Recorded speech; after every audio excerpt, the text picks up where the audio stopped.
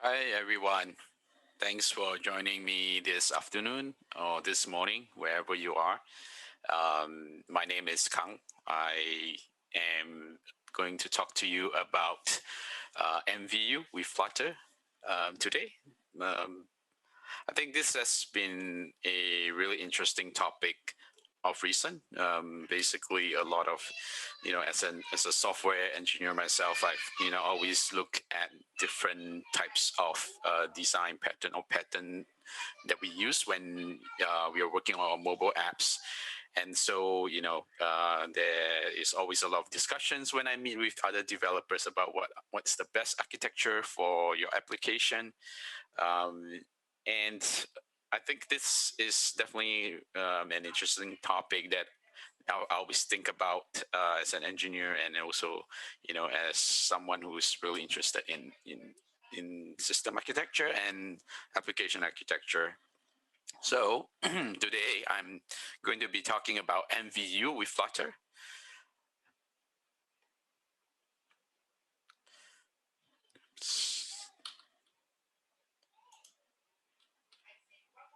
All right, just a quick sort of background about myself. As I mentioned, I'm Kang, and I'm currently working at Foodpanda. Working in the engineering team as an engineering manager. And at Foodpanda, we don't use Flutter, but obviously, Flutter is sort of a framework that I'm very passionate about. I'm really interested in exploring Flutter and how to build applications.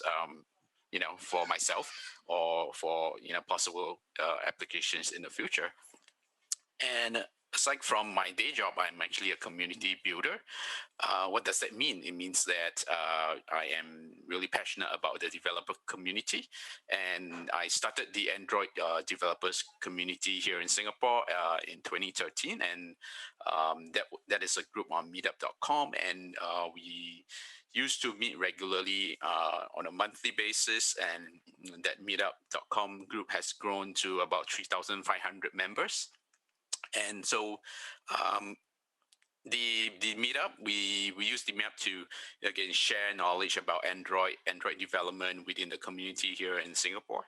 Um, that meetup really took me to get to know the people in DroidCon, and so I organized the DroidCon Singapore conference for the past 2 years, actually.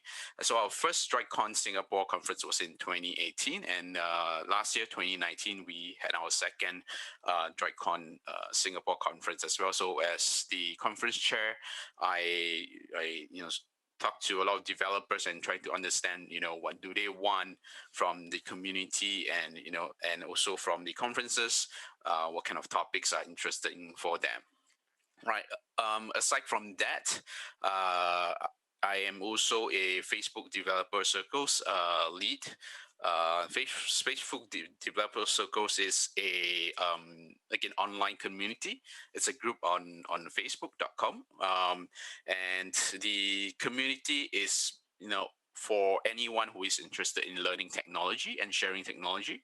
And so you can go find the group on Facebook, and you can join, and everyone's welcome to join. And so we welcome everyone to join to share anything interesting about technology, any open source technology they are using at work or they're using for their side project.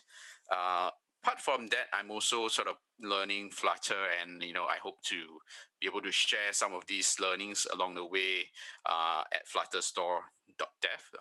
Right now, it's just a domain. I haven't set it up yet, but hopefully, I'll get that going and be able to share more on Flutter in the coming days ahead.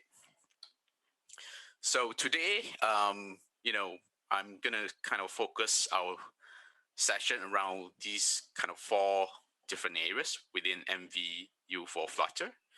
Um, but before I really go into what MVU is, I think it's important for everyone to learn about the background, the history of MVU. And so I'm going to talk a little bit about the Elm architecture and what's MVU. and followed by that, we'll have what it means to implement MVU pattern in your Flutter application.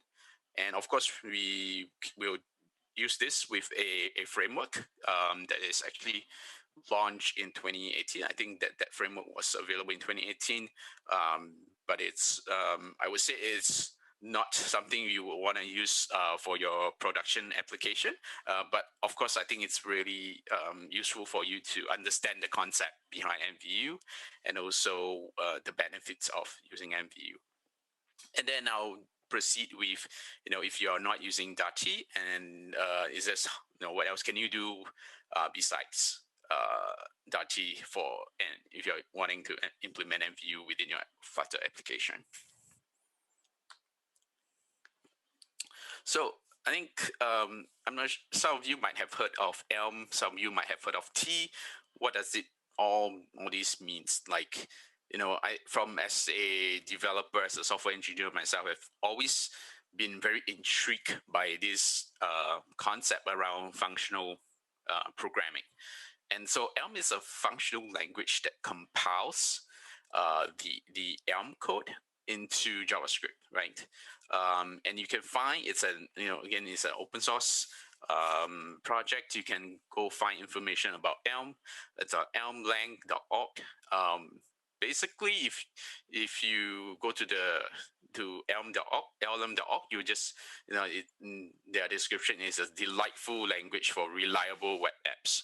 I think as a developer, I really like sort of the punch word here, delightful. Like, I definitely like to work with very nice languages, and also that would help me to build reliable applications that will then allow me to be have time during the night and not have to kind of like be working on bugs and supporting the application.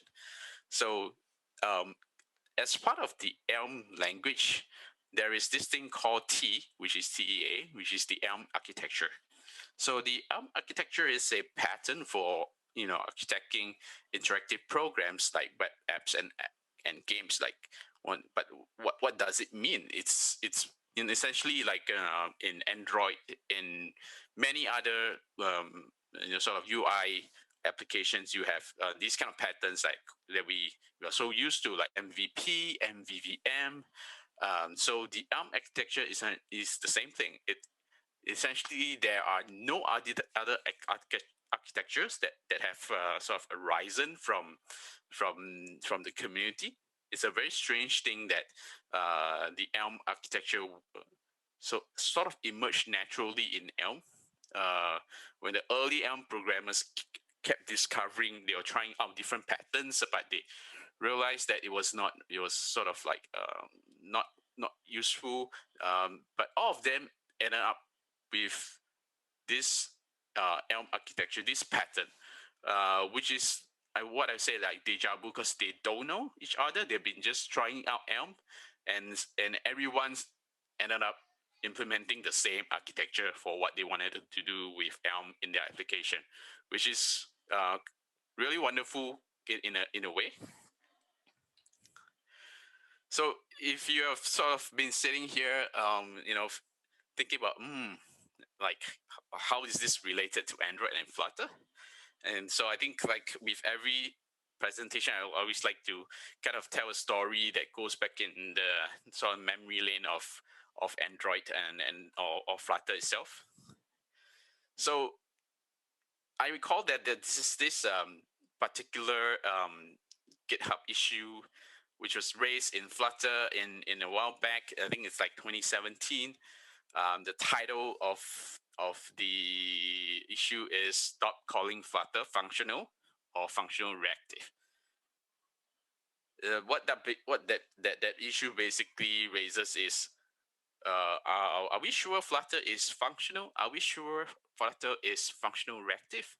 So these are why are we using these buzzwords in the Flutter framework? Like, and one of the reason that was raised in this issue was, can we be more clear on what Flutter is?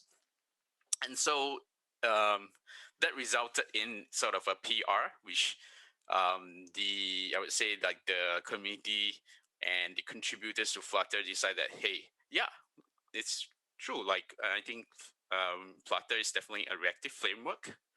And today, if you go to Flutter Dev, you will see under Resources FAQ, what programming paradigm does Flutter's framework use? I'm sure, right? Under reactive programming, this is what they describe. The widget and the element trees are sometimes described as reactive because new inputs provided in a widget's constructor are immediately propagated as changes to lower level widgets by the widget's build method, right? So, and changes made in the lower widgets, for example, in response to the user input, propagate back up to the tree via event handlers. And this is what we call, in a way, reactive unidirectional data flow is what.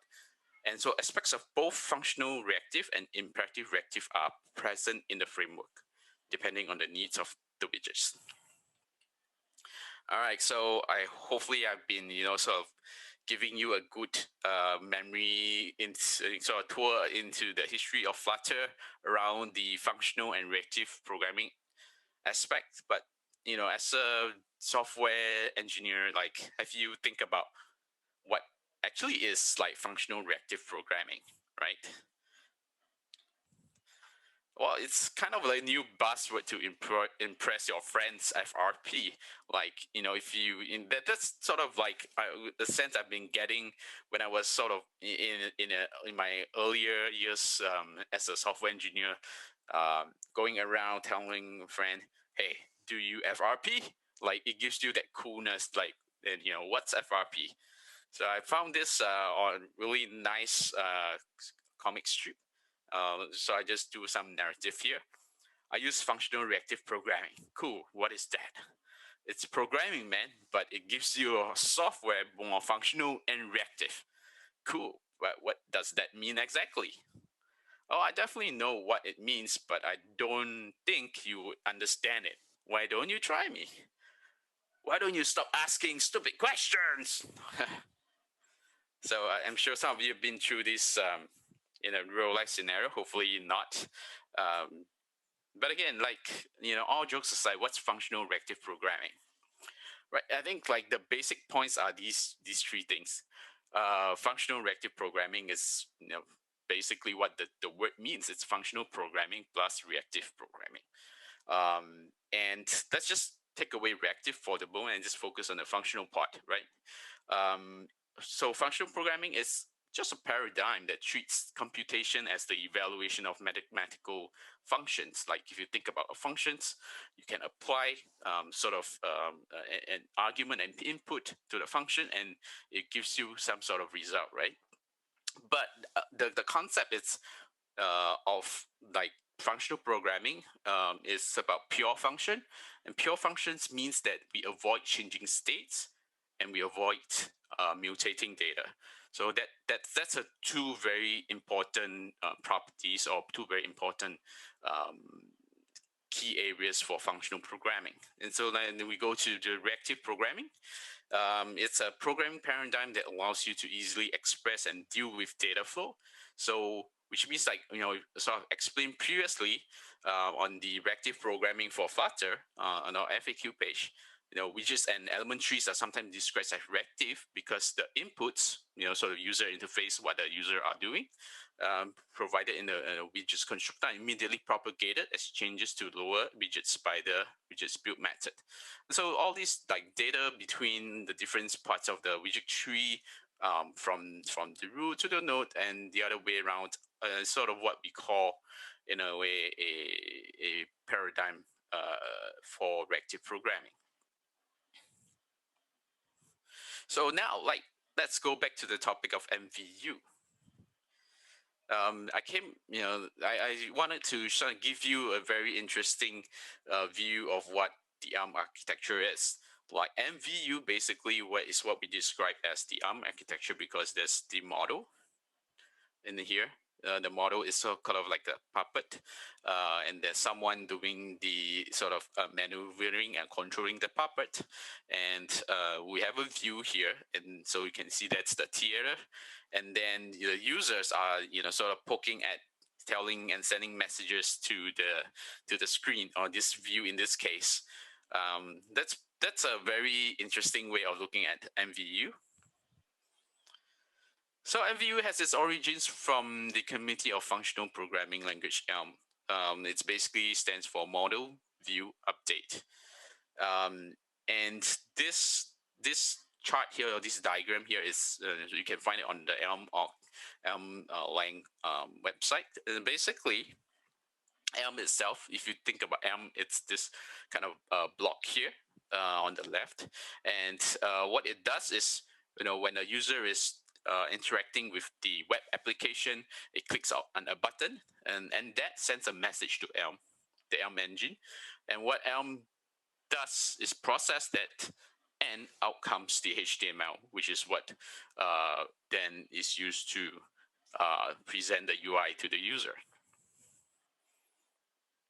But if you think about what's happening within the Elm program, well, we can break it into three parts, like the model, which is the state of your application, view, which is a way to turn your state into HTML, and the update, which is a way to update your state based on the messages that are coming in. So why is MVU so interesting for me as a developer? I think there are many reasons, but I think these are the main three reasons that are that really aligns with me as good principles of software engineering, right? First is you want to keep it simple.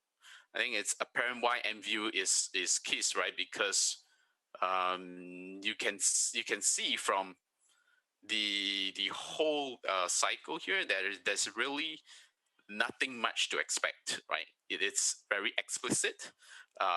There is no additional other sort of, or besides, like we're talking about UI now, but as we get into web services and things like that, yeah, we're adding some of these complication and extra things outside of this, but the whole point of MVU is everything is very explicit. It's very straightforward. It's very hard for you to misunderstand what you're doing here. And I think it's also very predictable. This is pretty obvious too, because of the way how immutable states are, which means that if I have a state, I always know that this state is not going to be changed due to a certain reason, and your initialize is so init by an init function. Again, these functions are pure. The inputs are defined, explicit, and the outputs are very explicit too. Like I always get the same thing back for the same inputs I'm specifying.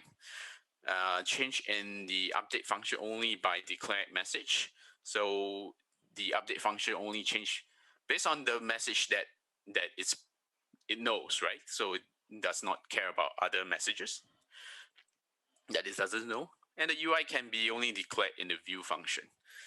And so it gives you a nice paradigm when you think about, hey, when I'm having this problem, you could immediately tell where in this whole architecture to look for when you're facing a problem. And I think when it's, when functions are pure by default, it's really easy to test. I think these are the good principles for building up good software, and keeps you, it lets you have time in the night to spend that time on, sort of learning new languages. So if you want to kind of use MVU for Flutter, there must be a framework for this kind of thing, right? And so, yeah, there is. So in fact, if you Google and if you go to the FlutterPub site, you'll be able to just find search for MVU. You'll be able to find Dartea, and Dartea is one of the earliest frameworks around that's really inspired by T, the Elm architecture, and Elmish, which is the F sharp T implementation. And so the original author of Dartea really modeled behind the framework around the Elm architecture. And as you can see on the sort of block diagram here, there's an init block, that's a model, that's a view, that's update. And again, this is very similar to what the diagrams I showed you earlier. Basically, anything that's happening from the user interface comes as messages. It goes to the update functions, which generates a new model, and the model is used by the view.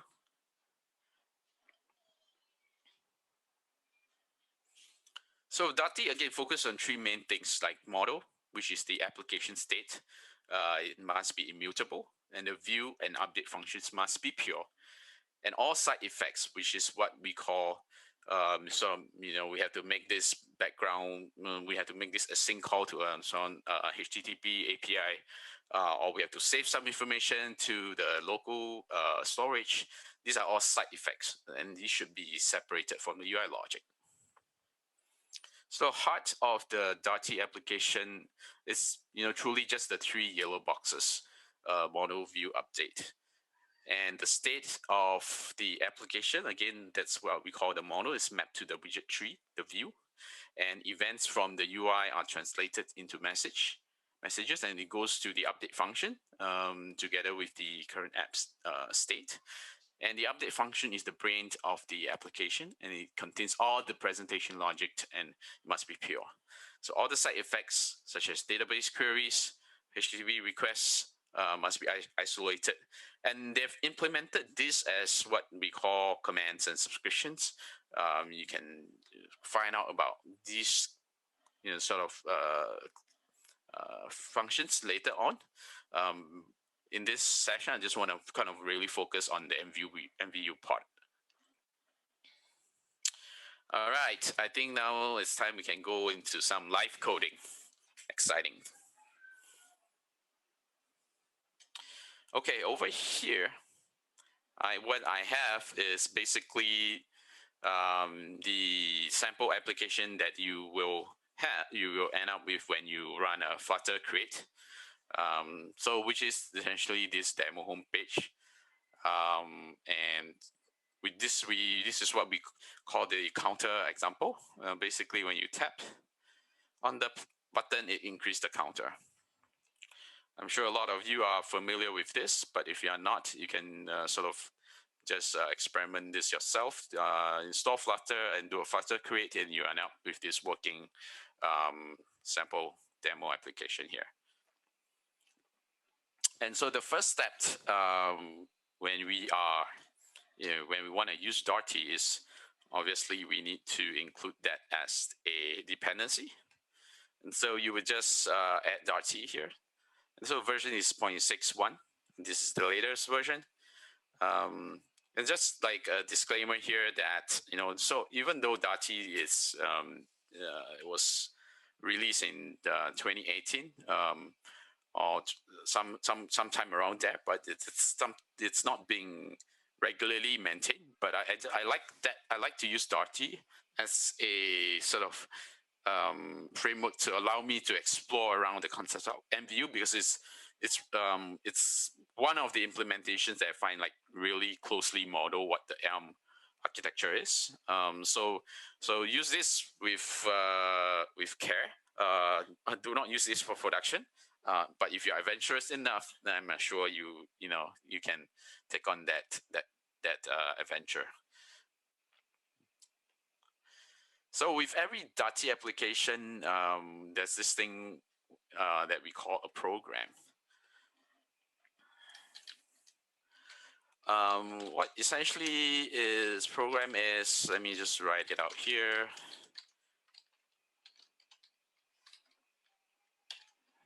So you can see it expects a need, update, and view.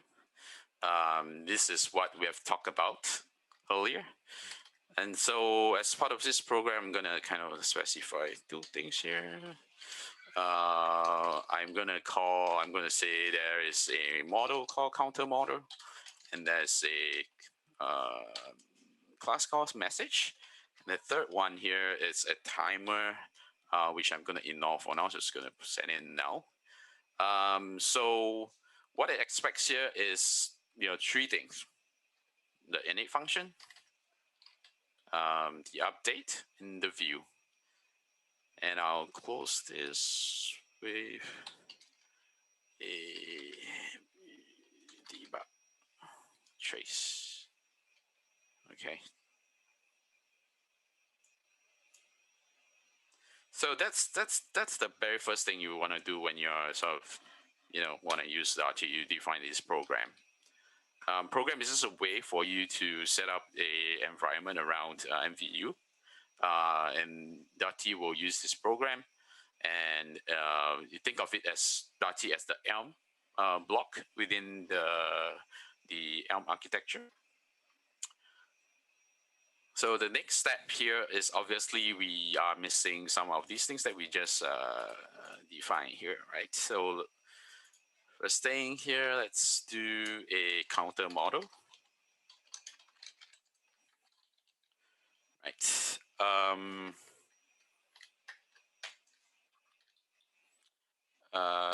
We will have a final int counter, and obviously we need kind of like a constructor for this. Right.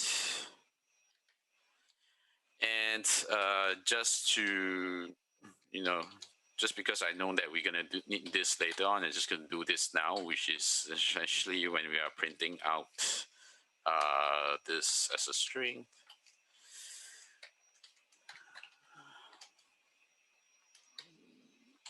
Just prints the value of counter here. Right. So here's our model here. So we have our first thing here, counter model. What we're missing here is the next thing, the message. So let's do an extract class called message. And so the first message I want is when I click on the plus button, I want a message for that, right? So I'll call that the increment message.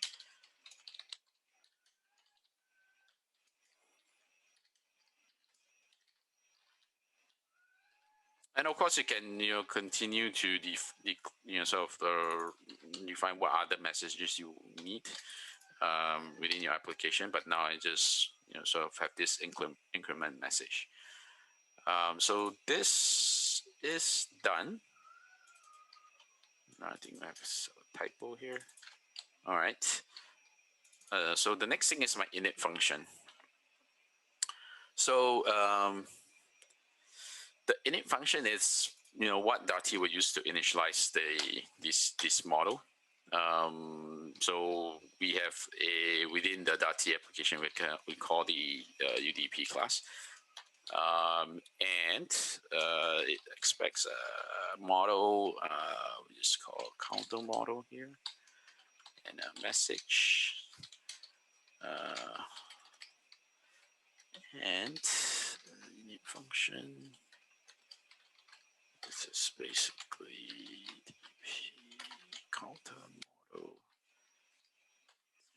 So whenever we initialize, when Dartea initialize, it's gonna call counter model with a 0, right? That's what our initial state of the model. So here's our init function. So I'm missing a few things here, a couple of things, and then we have the update and the view. All right. So for update, just for time purpose, I'm just going to copy and paste this here. Essentially, the update function, as we define here, it takes a message and the model, as you can see. And so I'm comparing when I get the update function is called, what's the message? If it's an increment, I'm going to do a copy with, and the model counter plus 1. So this increments the counter of the model. But what I'm doing here, more importantly, is I'm taking the model and creating a copy of that. Because as you remember that, so one of principles is like, states shouldn't be mutable. And so in a way that we are creating a new model with a new state.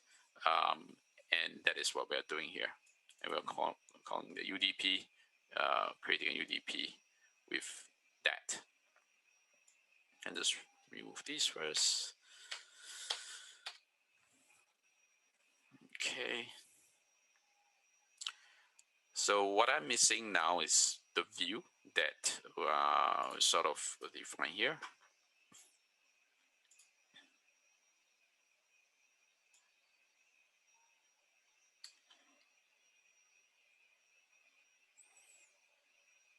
So I'm just going to copy and paste the view here. This is very similar to what we have in the sample application. But there are two changes here that would be interesting for you is basically dispatch. This is again part of the Dartea application. But what I'm doing here is I'm dispatching a message, which is the increment message to the Dartea engine. And this happens when, that's an on-press user interaction here. Okay.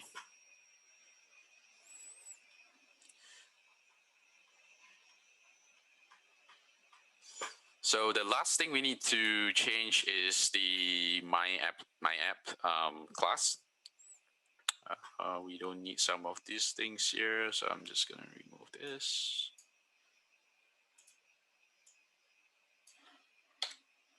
All right.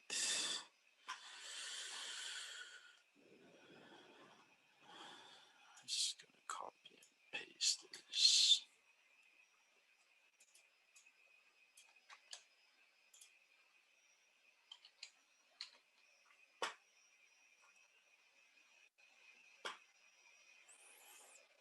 Okay, so there's, sorry, probably like one problem here with copy with isn't defined for the type. So yes, we need to implement this method here in the model.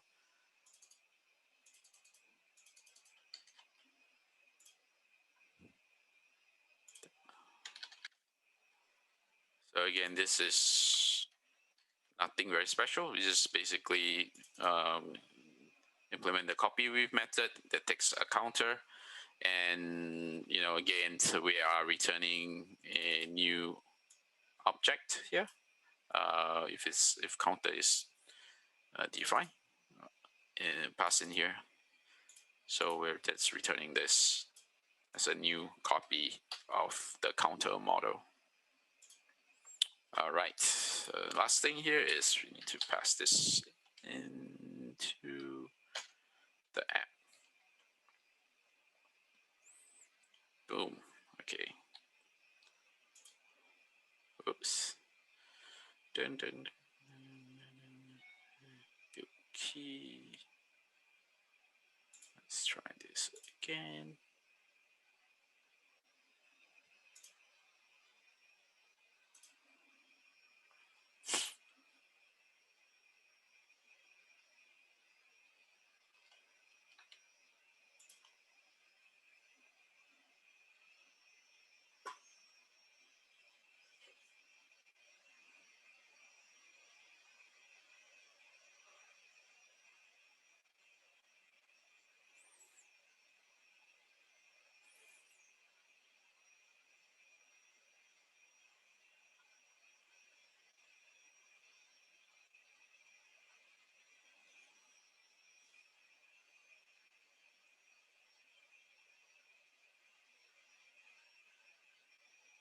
All right.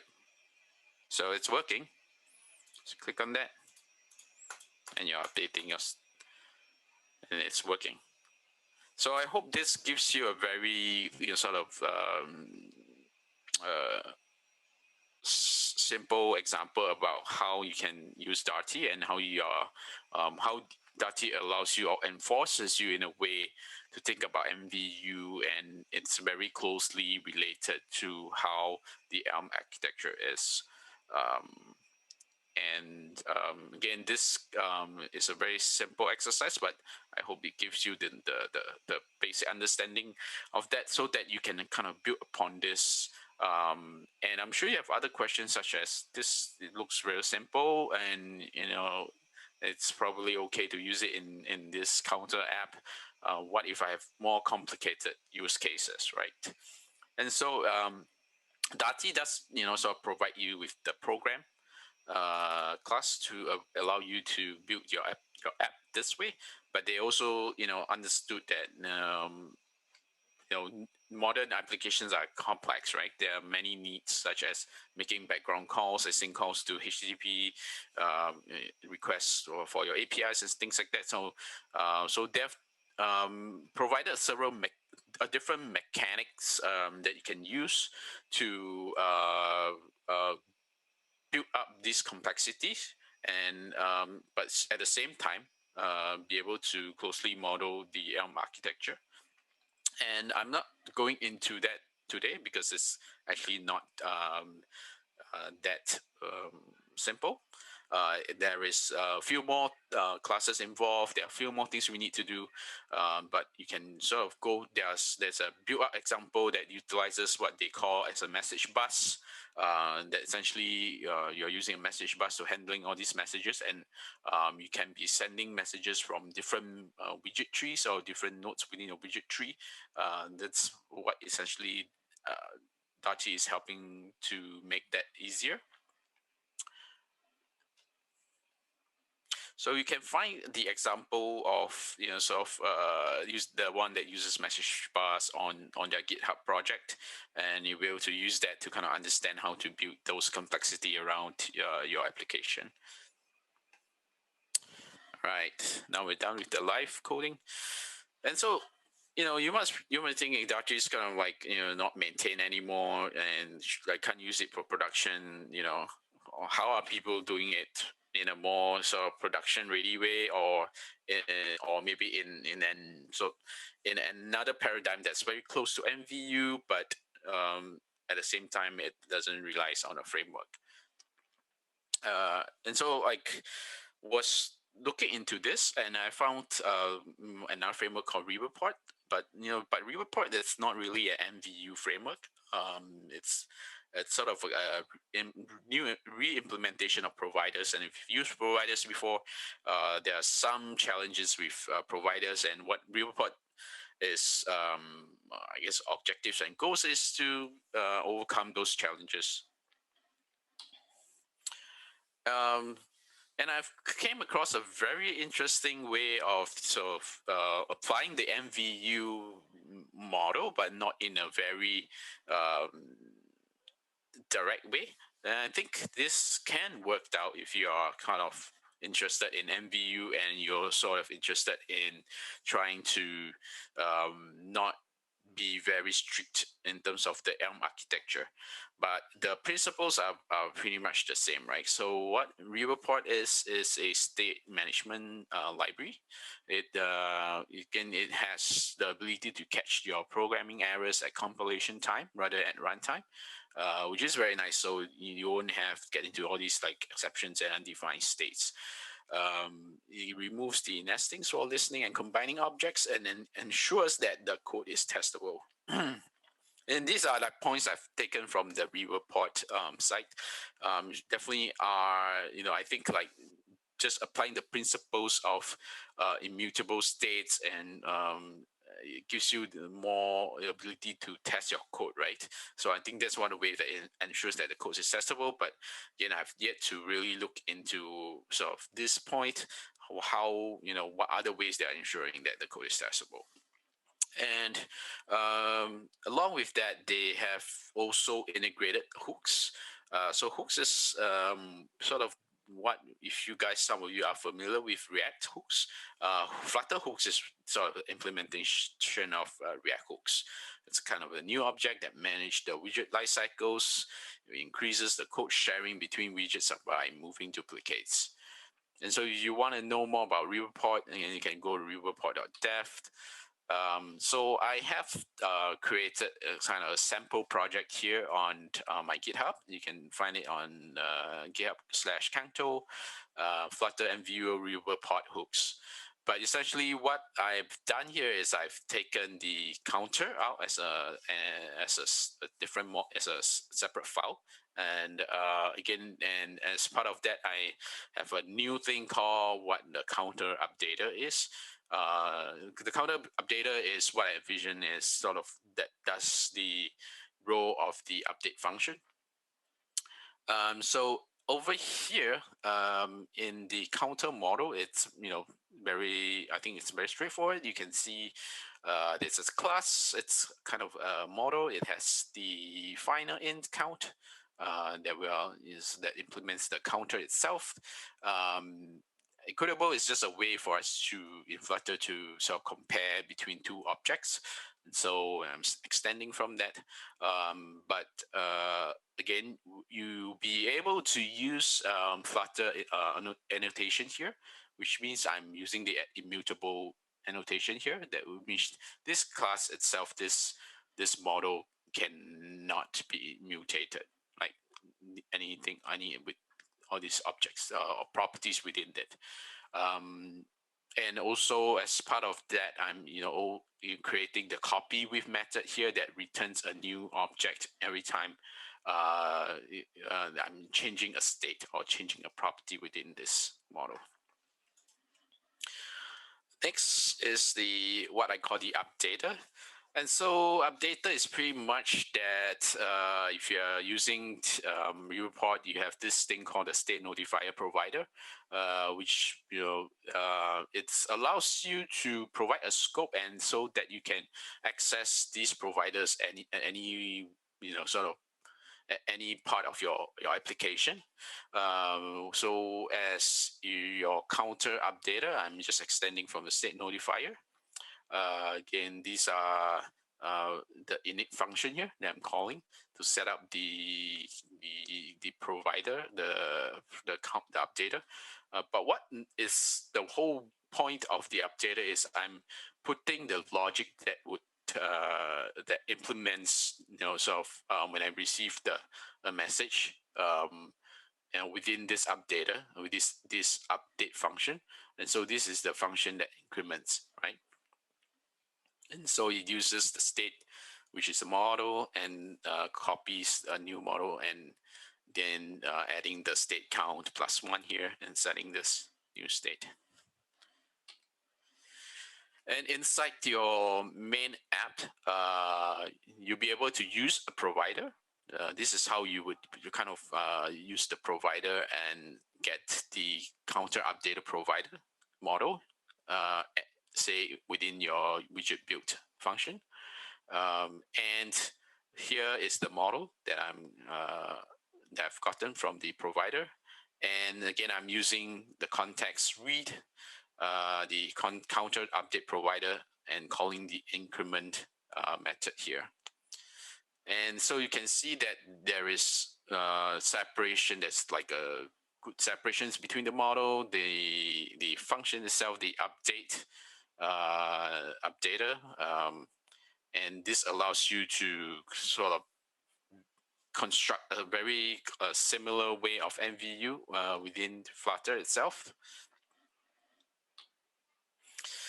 And I'm sure, as you are looking into learning more about, state management, right? State management, I think, is a huge topic now in the world of Flutter, or even in the world of, React web development and mobile development. I'm, always very, always very open to look for, how people are implementing MVU. And so these are some of the sharings that I've came across in the couple of months that I think would be really interesting for you to get to know or get additional knowledge and learn new things about state management within Flutter. Well, last but not least, I'd like to thank the droidCon organizers.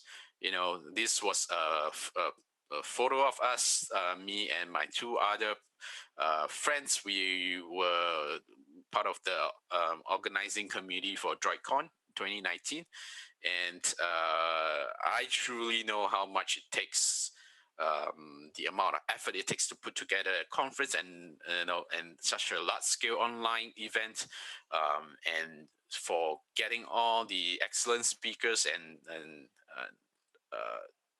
to share the information with all the developers here in APAC. And so once again, thank you, droidCon. And these are the links that I have that you can find me on LinkedIn, Twitter, or GitHub. And that is all for me today.